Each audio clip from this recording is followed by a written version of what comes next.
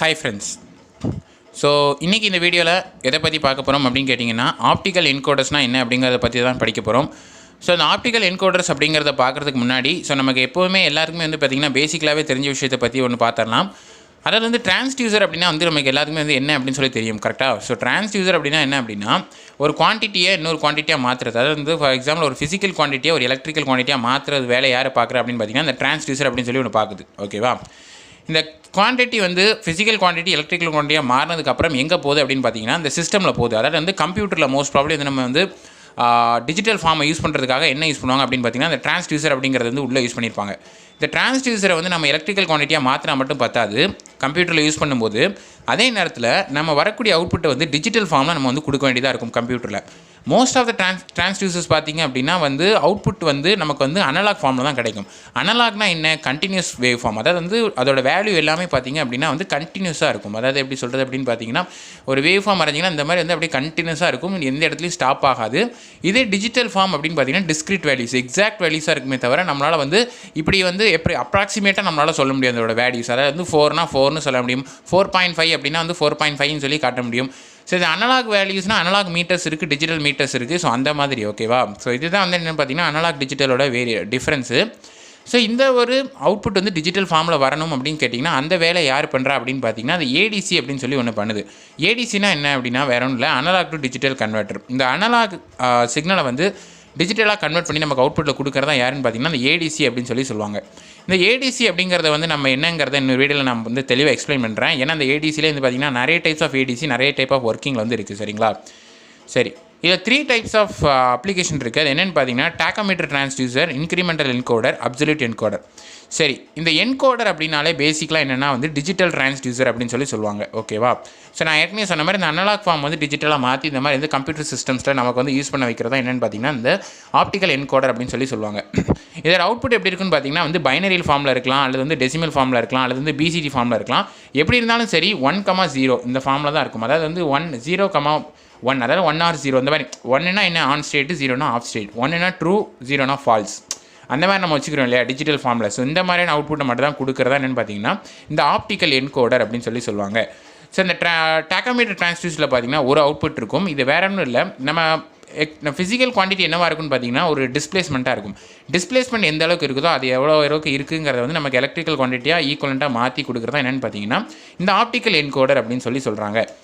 So இதில் பார்த்தீங்க அப்படின்னா அப்சல்யூட் என்கோடரில் பார்த்தீங்கன்னா மல்டிபிள் நம்பர் ஆஃப் அவுட்புட்ஸ் இருக்கும். சரி, இந்த single output, double output, multiple அவுட்புட்லாம் என்ன வித்தியாசம் அப்படின்னு கேட்டிங்கன்னா சிங்கிள் அவுட்புட்டாக இருந்தால் என்ன அர்த்தம்? நம்ம ஒரு சேஞ்ச் பண்ணோம். அதாவது டாக்கோமீட்டர் ஆக்சுவலாக ஒரு ரொட்டேஷன் மூமெண்ட்டை எவ்வளோ ஒரு ஸ்பீடு எவ்வளோங்கிறத மெஷர் பண்ணுறது தான் அந்த டாக்கோமீட்டர் அப்படின்னு சொல்லி சொல்லுவாங்க. ஸ்பீடு இன்க்ரீஸ் ஆச்சுன்னா நமக்கு டாக்கோமீட்டர் இன்க்ரீஸ் பண்ணி காட்டும், வேற ஸ்பீட் டிக்ரீஸ் ஆச்சுன்னா டாக்கோமீட்டர் டிக்ரீஸ் பண்ணி காட்டும். டாக்கோமீட்டரில் ஒரே ஒரு டிஸ்பிளே மட்டும் தான் இருக்கும். அனலாக் மீட்டராகவும் இருக்கலாம், அதே நேரத்தில் டிஜிட்டல் மீட்டராகவும் இருக்கலாம். ஸோ இது சம்மந்தமான வீடியோ நான் நம்ம சேனலில் ஏற்கனவே அப்லோட் பண்ணியிருக்கேன். ஸோ டாக்கோமீட்டரை பற்றின வீடியோவோட லிங்க் டிஸ்கிரிப்ஷனில் இருக்குது, கண்டிப்பாக அதில் போய் பாருங்கள் அந்த வீடியோவை. ஸோ அந்த மாதிரி பார்த்தீங்கன்னா இன்க்ரிமெண்டல் என்கோடர், அப்சல்யூட் என்கோடர் அந்த மாதிரி. So different types of displacement பண்ணுறதுக்கு நமக்கு டிஃப்ரெண்ட் டைப்ஸ் ஆஃப் அவுட்புட்டை கொடுக்குறதா என்னென்னு பார்த்தீங்கன்னா இந்த மாதிரியான டைப்ஸ் ஆஃப் ஆப்டிக்கல் என்கோடர்ஸ் அப்படின்னு சொல்லி சொல்லுவாங்க.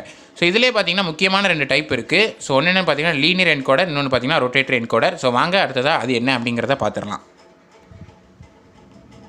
சரி, இந்த லீனியர் என்கோடரில் 2 விஷயம் என்ன அப்படின்னு பார்த்தீங்கன்னா ஒன்று கண்டக்டிவ், இன்னொன்று நான் கண்டக்டிவ். ஓகேவா? ஸோ நான் தப்பாக எழுதிருக்கேன்னு நினைக்கிறேன். ஸோ அதாவது இந்த ஷேடட் போர்ஷன் எல்லாமே என்னவாக இருக்கும் அப்படின்னு சொல்லி பார்த்தீங்க அப்படின்னா கண்டக்டிவ் பார்ட்டாக இருக்கும், ஒப்பேக் அப்படின்னு சொல்லி சொல்லுவாங்க. வேற இந்த நான் ஷேடட் பார்ட்டுக்கு பேர் எல்லாமே பார்த்தீங்கன்னா டிரான்ஸ்பரண்ட் அப்படின்னு சொல்லுவாங்க. டிரான்ஸ்பரண்ட்னா நான் கண்டக்டிவ் மெட்டீரியல் அப்படின்னு சொல்லுவாங்க. சரி, ஓகே. இது எதுக்காக ஆக்சுவலாக இந்த கான்செப்ட் இருக்குது அப்படின்னு பார்த்தீங்கன்னா இது பேர் லீனியர் என்கோடர் அப்படின்னு சொல்லுவாங்க. ஸோ இந்த ஷேடட் பார்ட்லாம் என்ன ஆக்ட் ஆகும் அப்படின்னு பார்த்தீங்கன்னா ஷேடட் பார்ட் எல்லாமே பைனரி டேட்டா ரெப்ரசென்ட் பண்ணும். வேற நான் ஷேடட் இது எல்லாமே பார்த்தீங்கன்னா எந்த டேட்டாவுமே ரெப்ரசென்ட் பண்ணாது. அதாவது இப்போ ஒரு 1,0 அதாவது 101 அப்படின்னு எனக்கு வரணும் அப்படின்னா 1 ஷேடடாக இருக்கும், 0 அன்ஷேடடாக இருக்கும், அடுத்த 1 பார்த்தீங்க அப்படின்னா ஷேடடாக இருக்கும். ஓகேவா? ஸோ அந்த மாதிரி.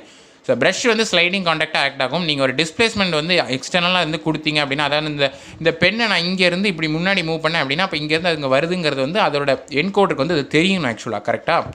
ஸோ என்கோடர் தெரிஞ்சோடனே என்ன பண்ணணும் அப்படின்னா இந்த டிஸ்பிளேஸ்மெண்ட் வந்துருச்சு, இந்த டிஸ்பிளேஸ்மெண்ட் நம்மளை டச் பண்ணிடுச்சு. எப்போவும் இந்த டிஸ்பிளேஸ்மெண்ட் இந்த ப்ரஷிங் இந்த ப்ரஷ்ஷு தான் ஸ்லைடிங் காண்டாக்ட். கரெக்டாக? இந்த ப்ரஷிங் காண்டாக்ட் என்ன ஆகும் அப்படின்னு பார்த்தீங்க அப்படின்னா எப்போ வந்து இந்த என்கோடரில் எந்த பாயிண்ட்டை டச் பண்ணுதோ இந்த கண்டக்டிவ் பாயிண்ட், அதாவது வந்து கண்டக்டிவ் வேறு நான் கண்டக்டிவ் வேறு. கண்டக்டிவ்ங்கிறது வந்து ஷேடட் பார்ட்டு, நான் கண்டக்டிவ் வந்து நான் ஷேடட் பார்ட்டு, கரெக்டாக? ஸோ ஷேடட் பார்ட்டை இந்த ப்ரஷிங் காண்டாக்ட் வந்து லிங்க் பண்ணிடுச்சுன்னா சர்க்யூட் வந்து க்ளோஸ் ஆகிடும். அப்போ என்ன ஆகும் அப்படின்னு பார்த்தீங்கன்னா இது வந்து பிளிங்க் ஆகும், அதாவது வந்து நமக்கு வந்து அவுட்புட்டில் காட்டும், ஷேடட் போர்ஷனாக காட்டும். இதே வந்து நான் ஷேடட் போர்ஷன் எல்லாமே வந்து நான் கண்டக்டிவ்னால இந்த ப்ரஷ் காண்டாக்ட் வந்து நீங்கள் மூவ் பண்ணி அது காண்டாக்டில் போனாலும் என்ன ஆகும்னு பார்த்தீங்கன்னா சர்க்யூட் வந்து க்ளோஸ் ஆகாது. ஹென்ஸ் அது வந்து என்ன ஆகும்னா வந்து எந்த ஒரு அவுட்புட்டுமே நமக்கு வந்து கொடுக்காது. ஸோ இப்படி தான் என்ன ஆகுது அப்படின்னு பார்த்தீங்கன்னா இந்த லீனியர் என்கோடர் அப்படிங்கிறது வந்து ஒர்க் ஆகுதுங்கிறத வந்து தெரிஞ்சுக்கோங்க. ஸோ அடுத்ததாக பார்த்தீங்க அப்படின்னா வந்து ரொட்டேட்டரி என்கோடர்னு ஒன்று இருக்குது. ரொட்டேட்டரி என்கோடர் இந்த மாதிரி வந்து ரொட்டேஷனல் பார்ட்டில் இருக்கும். இது வந்து ஜஸ்ட் வந்து சென்சிங் எலமெண்ட். இதில் வந்து இந்த ஷேடட் பார்ட்டுக்கு வந்து எதை யூஸ் பண்ணாங்கன்னு பார்த்தீங்கன்னா இங்கு அல்லது பெயிண்ட்டை யூஸ் பண்ணுவாங்க. Which are opaque to infrared rays. Infrared ரேஸ்னால் நமக்கு என்னன்னு சொல்லி தெரியும், அதான் ஹீட்னால எமிட் ஆகக்கூடிய ரேஸ், கரெக்டாக? நம்ம பாடியிலேருந்து வெளியே வரக்கூடிய ரேஸ் என்னென்னு பார்த்தீங்கன்னா ஐஆர் ரேஸ் தான், அதாவது வந்து இன்ஃப்ராரெட் ரேடியேஷன் தான்.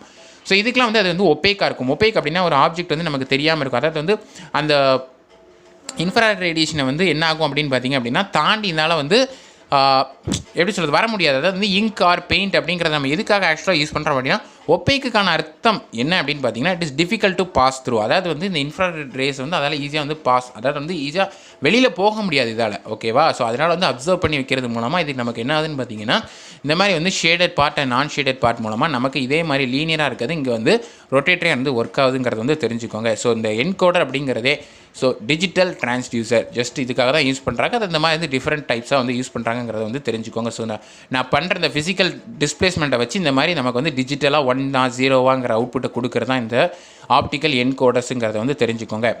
ஸோ இந்த வீடியோ பிடிச்சிருந்தா லைக் பண்ணுங்கள், ஷேர் பண்ணுங்கள். உங்கள் டவுட்ஸு உங்கள் சஜஷன்ஸ் வந்து கமெண்ட்ஸில் கண்டிப்பாக லீவ் பண்ணுங்கள். கண்டிப்பாக நம்ம சேனலை வந்து சப்ஸ்கிரைப் பண்ணுங்கள். ஸோ நாளைக்கு இன்னொரு வீடியோவில் உங்களை பார்க்குறேன். நான் தினம் ஒரு வீடியோஸ் போட்டுட்டு இருக்கனால நோட்டிஃபிகேஷன் ஆன் பண்ணி வைங்க. தினமும் ஒரு வீடியோ உங்களுக்கு வந்து சேர்ந்துடும். So see you in the next video. Until then, bye, cheers, and thank you so much for watching.